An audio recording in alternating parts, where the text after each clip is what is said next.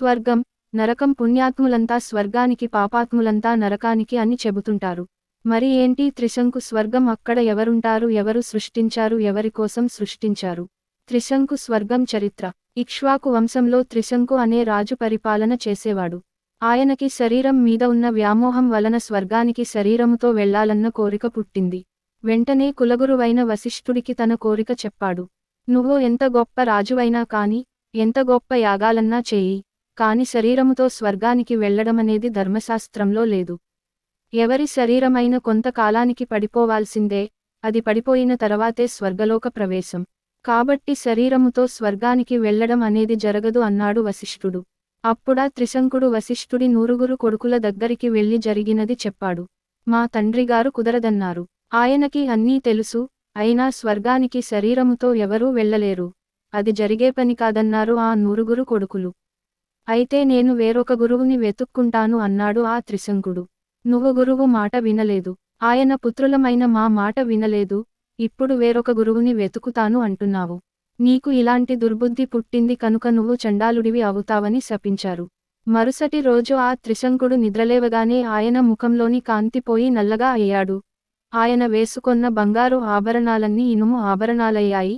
జుట్టు, కళ్ళు ఎర్రగా ఉన్నాయి. ఆయనని చూసిన ఆ మందిరంలోని వారు, ఇతర మంత్రులు అందరూ పారిపోయారు.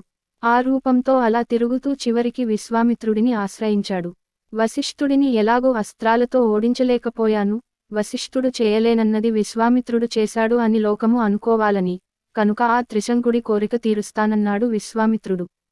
అప్పుడాయన తన శిష్యుల్ని, కొడుకుల్ని పిలిచి మీరు ఈ బ్రహ్మాండం అంతా తిరగండి, వశిష్ఠుడు చేయలేని యాగము విశ్వామిత్రుడు చేస్తున్నాడు, త్రిశంకుడిని సశరీరంగా స్వర్గానికి పంపిస్తున్నాడు అని చెప్పి బ్రాహ్మణుల్ని, ఋషుల్ని తీసుకురండి. ఎవరన్నా ఆ యాగము చేయలేరు, మేము రాము అంటే, వాళ్ల వివరాలు తీసుకోండని చెప్పాడు. విశ్వామిత్రుడికి భయపడి అందరూ వచ్చారు. తరువాత ఆయన కొడుకులు వచ్చి వశిష్ఠ మహర్షి కొడుకులు ఈ యాగానికి రామన్నారు. అలాగే మహోదయుడనే బ్రాహ్మణుడు కూడా రానన్నాడు. కాని ఆయన ఒక మాటన్నాడు, అది ఏమిటంటే, యాగము చేస్తున్నవాడు ఒక క్షత్రియుడు, యాగము చేయిస్తున్నవాడు ఒక చండాలుడు. ఇలాంటప్పుడు దేవతలు హవిస్సులని ఎలా తీసుకుంటారు? అసలు సశరీరంగా స్వర్గానికి పంపవచ్చని వేదంలో ఎక్కడా లేదు. అందుకని రానన్నాడు అని చెప్పారు. విశ్వామిత్రుడికి ఎక్కడలేని కోపం వచ్చి, వశిష్ఠ మహర్షి కొడుకులని, మహోదయుడిని, మీరు భస్మరాసులై పడిపోయి నరకానికి వెళతారు. ఆ తర్వాత 700 జన్మలపాటు శవ మాంసం తిని బతుకుతారు. ఆ తరువాత ముష్టికులన్న పేరుతో పుట్టి, కొన్ని జన్మలపాటు కుక్క మాంసం తిని బతుకుతారు.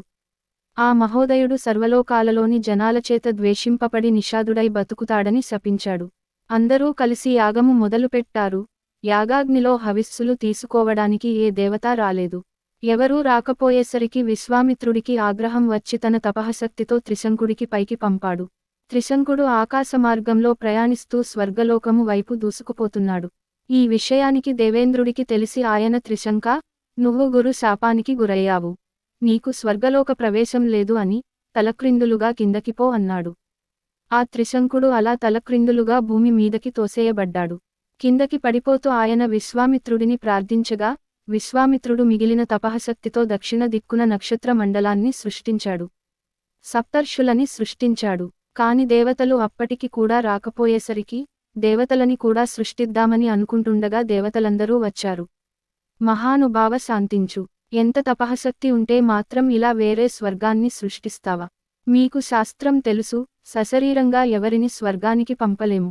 మీలాంటివారు చేయవలసిన పని కాదు అన్నారు. మీరు మీ తపఃశక్తిని ధారపోసి సృష్టించిన ఆ నక్షత్ర మండలం జ్యోతిష్య చక్రానికి అవతల ఉంటుంది, అందులో ఈ త్రిశంకుడు తిరగబడి ఉంటాడు అని వరం ఇచ్చారు దేవతలు. శాంతించిన విశ్వామిత్రుడు సరే అన్నాడు.